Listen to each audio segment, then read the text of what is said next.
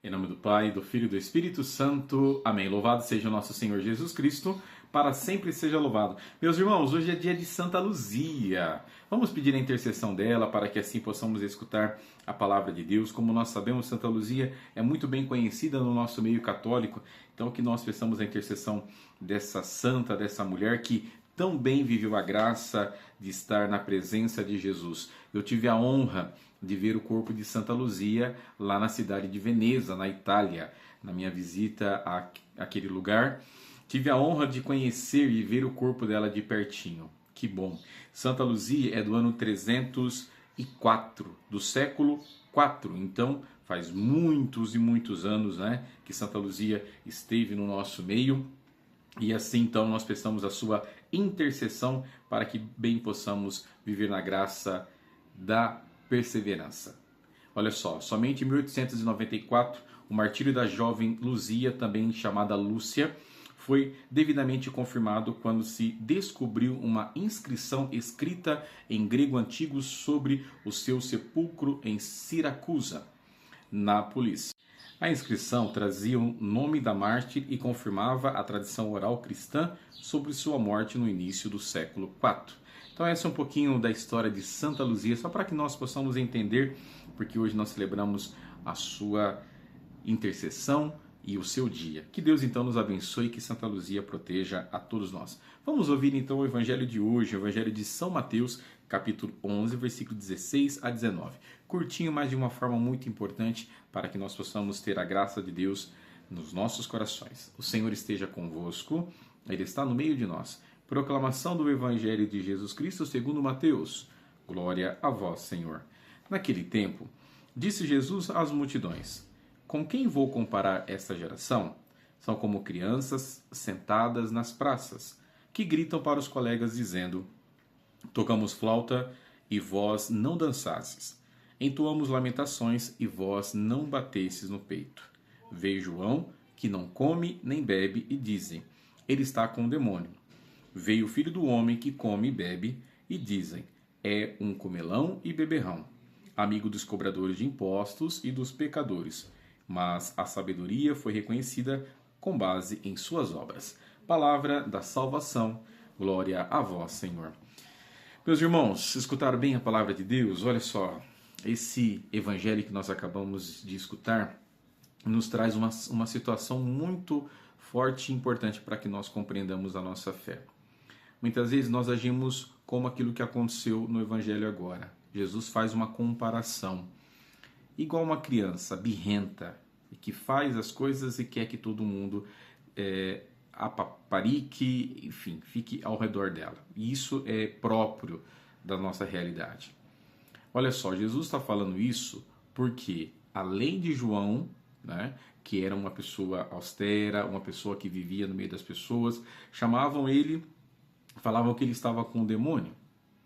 Depois vem o Filho do Homem, que é o próprio Jesus, que sentava com as pessoas, comia, bebia, vivia no meio do povo, chamavam ele de comilão e beberrão. Essas duas situações mostram essa realidade de indiferença que as pessoas tinham e têm ainda com relação ao nosso Senhor. Até hoje nós percebemos isso. Muitas e muitas pessoas não têm uma fé madura, mas a gente ainda temos uma fé infantil, que ora queremos uma coisa, daqui a pouco já não queremos mais aquilo, daqui a pouco queremos uma outra realidade, queremos um Jesus ao nosso modo, ao nosso ideal. E aqui está o grande problema. Jesus não é ideal de ninguém, não é da minha forma, não é do jeito que eu quero. Jesus é Deus e ponto final. Ele veio a esse mundo para mostrar o caminho para seguirmos até o Pai. Então por isso que é importante que a gente compreenda isso.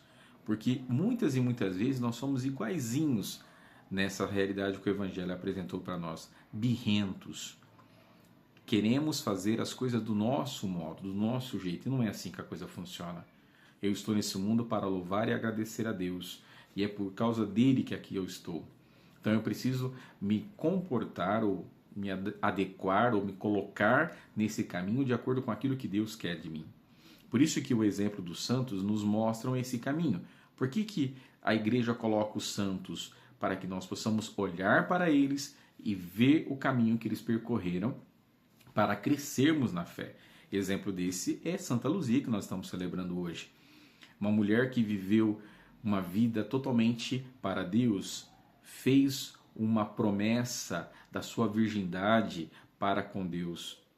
E assim, por causa dessa realidade, ela foi martirizada, porque ela foi dada em casamento pela sua mãe, mas por causa dessa realidade, o seu noivo a denunciou como cristã.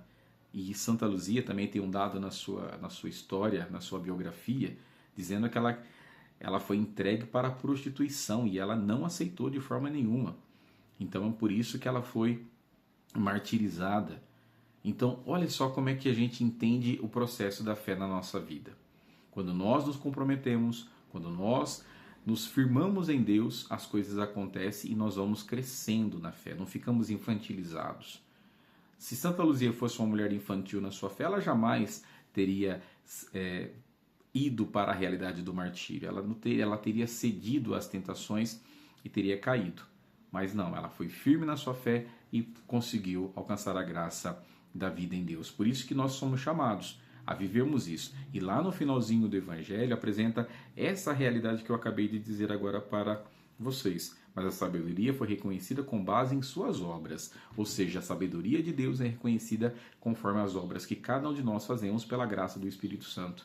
Por isso, então, meus irmãos, que hoje nós peçamos a intercessão de Santa Luzia para que assim possamos escutar bem a palavra de Deus e crescermos na fé. Jamais sermos como crianças birrentas, que muitas vezes queremos somente para nós e nós esquecemos que a nossa vida não é nossa, mas é de Deus. Que Deus os abençoe e que Santa Luzia interceda a Deus por nós. Em nome do Pai, do Filho e do Espírito Santo. Amém. Tchau, tchau. Fiquem com Deus e até amanhã.